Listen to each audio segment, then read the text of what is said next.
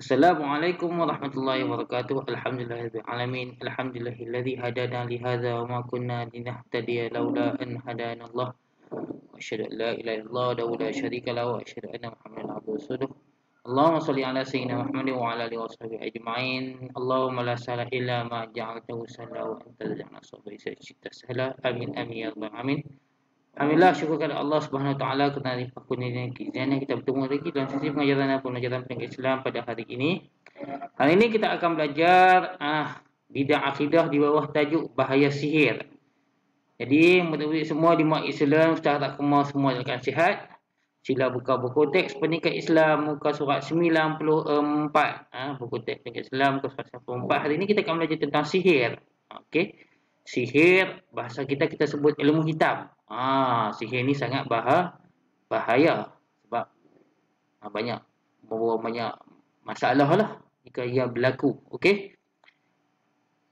Akibat amal sihir hidup porak-poranda. Okay. Ahli sihir berkawan dengan syaitan, sihir seru jin. Ni semua ni berkaitan dengan sihir ataupun ilmu hitam ataupun bahasa Inggeris sebut black magic. Okey. Terus saja kita masuk muka surat 95. Pengharaman sihir. Okey, pengharaman sihir. Okey. Dalil an Abi Hurairah radhiyallahu anhu anin Nabi sallallahu alaihi wasallam qala ijtanibu sab'a mubiqat qalu ya Rasulullah wa ma hunna qala asyirku billah was-sihr. Muttafaq alaih. Okey, muttafaq alaih ni maksudnya hadis ni diriwayatkan oleh Imam Bukhari dan Imam Muslim. Okey. Kita tengok maksud dia. Maksudnya daripada Abu Hurairah radhiyallahu anhu bahawa Nabi Muhammad sallallahu alaihi wasallam bersabda, elakkan 7 perkara yang membinasakan. Mereka bertanya, wahai Rasulullah sallallahu alaihi wasallam, apakah itu? Sallallahu alaihi wasallam bersabda, syirik kepada Allah Subhanahu wa taala, sihir. Dan ada lagi. Sebenarnya ada lagi hadis ni, ada panjang lagi. Tapi kita nak fokus kepada sihir ni. 7 perkara yang membinasakan. Salah satunya syirik dan yang kedua sihir. Kita nak fokus kepada sihir. Okey. Hukum mengamalkan sihir adalah haram dan dikategorikan sebagai salah satu dosa besar. Hukum siapa yang melakukan sihir ni salah satu hukumnya berdosa besar, haram. Berdosa, siapa yang buat salah satu daripada dosa besar. Siapa yang buat hukumnya haram dan berdosa besar. Okey. Terus saja ke muka surat 96. Okey, muka surat 96. Ini ada perbualan ni antara murid dengan imam. Imam.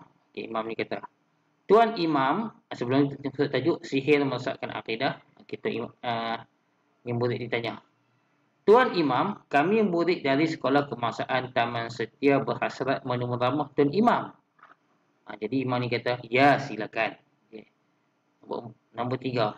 Nombor 3 di mana? Nombor 3 kamu kena tengok di muka surat sini. Nombor 3 ada di muka surat 97. Okey. Tengok muka surat 97, itu kita nak baca nombor 3. Apakah erti sihir Tuan Imam? Dia ni tanya, sihir tu apa maksud? Jadi, nombor 4 kita kembali balik ke muka surat 96. Okey. Nombor 4. Kita pula Imam ni kata, sihir ialah, ni kena ambil perhatian, sihir ialah ikatan, jampi, okey, dan perkataan yang diucapkan, ditulis atau dibuat bentuk sesuatu. Maksudnya sihir ni ialah ikatan. Maksudnya benda yang diikat ataupun dijampi, yang cakap benda yang kita tak faham, jampi, dan ataupun perkataan yang diucapkan. Maksudnya dia jampi lah, maksudnya dia bercakap sesuatu lah untuk nak sihir seseorang. Ditulis sama ada dia cakap ataupun ditulis ada atas kertas ataupun dibuat ke atas sesuatu benda. Contoh sihir tu dia buat kat atas patung ke, kat atas gambar ke, dia guna jarum ke, dia guna apa lagi, paku ke, dia guna benda-benda tajam ke. Okey. Yang ustaz belajar salah satu sihir amalan dia guna kalau nak buat santau, yang pertama dia gunakan uh, duri pada tumbuhan. Yang kedua dia guna miang tumbuhan, maksudnya tahu miang, duri-duri halus pada pokok, antaranya pokok buluh apa semua tu kan dia ada miang. Miang tu dia guna untuk buat sihir. Lepas tu apa lagi? Paku.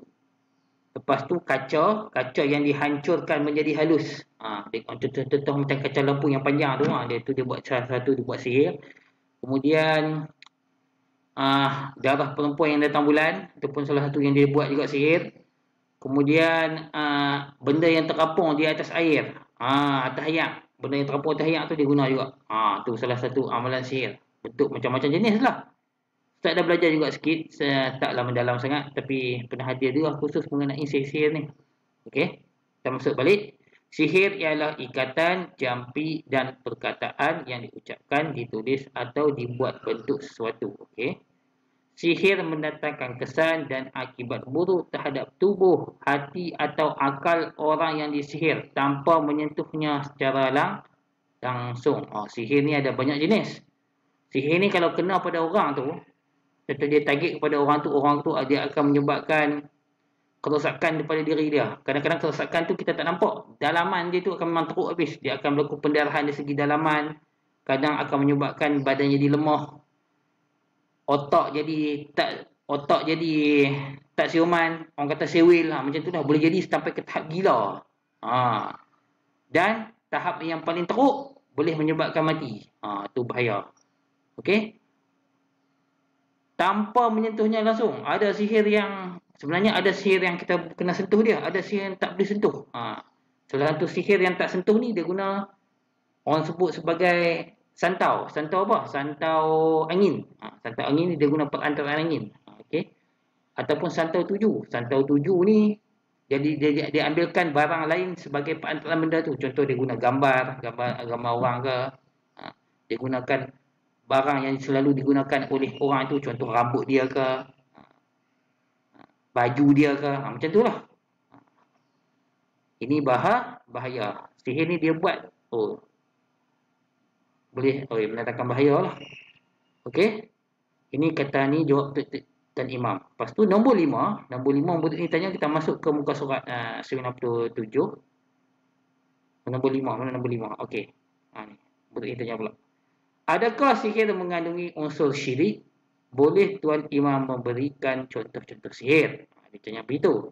Jadi Tuan Imam ni jawab kembali ke muka 96, nombor 6. Dia kata ya, perbuatan sihir mengandungi unsur syirik. Kenapa dikatakan syirik? Sebab nak berlaku syirik ni dia menggunakan bantuan syaitan ataupun jin.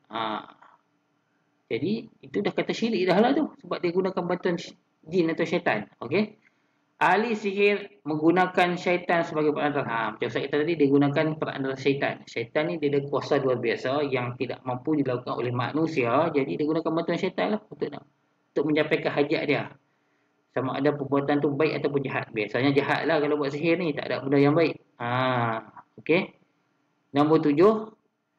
Contoh sihir untuk menimbulkan kebencian, kasih sayang dan kesakitan. Contoh sihir ni menimbulkan kebencian. Contohnya sihir pemisah. Suami isteri yang dah berkahwin, yang dah bahagia. Jadi orang tu hantarkan sihir kepada mereka ni supaya mereka ni berpisah. Benci. Saling membenci di antara satu sama lain. Dipanggil sihir pemisah. Okey, bagi orang ni benci, suami benci kepada isteri, isteri benci kepada suami, akhirnya bercerai. Tu sihir dipanggil sihir pemisah. Okey.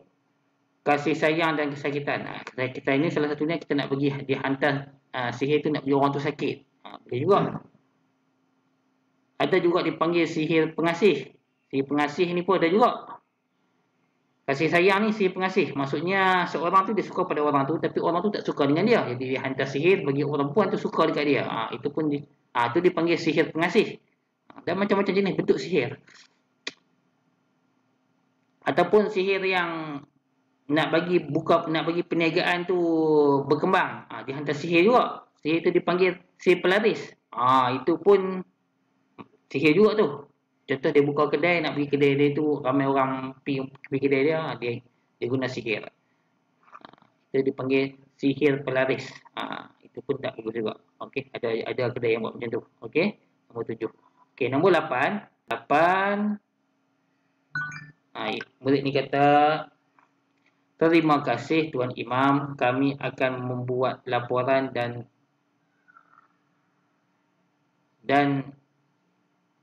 sebarkannya di sekolah kami tentang kesesatan dan bahaya sihir. Okey, jadi murid ni kata apa? Jadi Tuan Imam kata, sama-sama selamat maju jaya ayah anak-anak. Maksudnya Tuan Imam ni, Tuan Imam ni kita akan mengenai sihir. Okey.